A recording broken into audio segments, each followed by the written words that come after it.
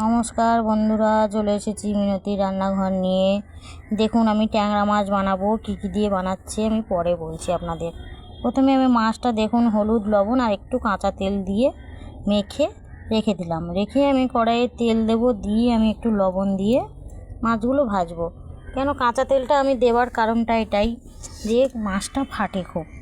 মাছটা আমি হালকা করে কাঁচা তেল দেওয়ার পরে বন্ধুরা ফাটবে না। মাছটা আমি হালকা করে ভেজে তুলে নেব। নিয়ে আলু আর বেগুন কেটে রেখেছি আর পেঁয়াজ কলি। আমি আলুটাকে তেলের মধ্যে ভেজে নেব। নিয়ে আমি লবণ আর হলুদ দেব, দিয়ে নামিয়ে নেব। নিয়ে আমি বেগুনটা ভেজে নেব। বেগুনটা লাল লাল করে ভেজে নেব হলুদ লবণ দিয়ে। বেগুনটাও আমি তুলে নেব।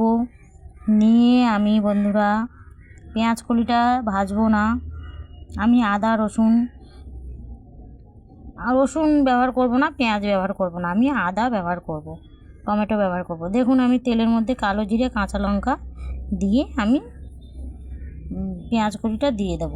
পেঁয়াজ কলিটা হালকা করে নেড়ে আমি ওর মধ্যে বেগুনটা আর আলুটা দিয়ে দেব ভেজে রাখা। দিয়ে আমি আদা বাটা টমেটোটা দিয়ে দেব। দিয়ে আমি একটু লবণ দিয়ে হলুদ দিয়ে আমি ঢাকা দিয়ে দেব।